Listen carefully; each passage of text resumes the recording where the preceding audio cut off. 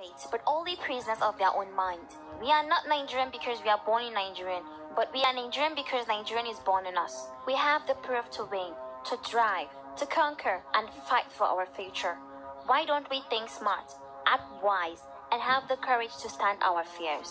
If we support the correct principle, we will never get wrong results.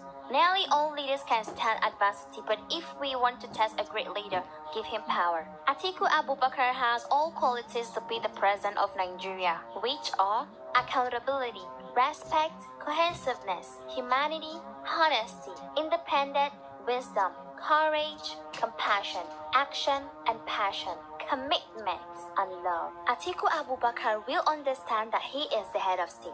He abides the law, honor and decision of his country. He promotes unity among people rather than causing them to divide and on meaningless fights. He also acknowledges he is not good at everything. He upholds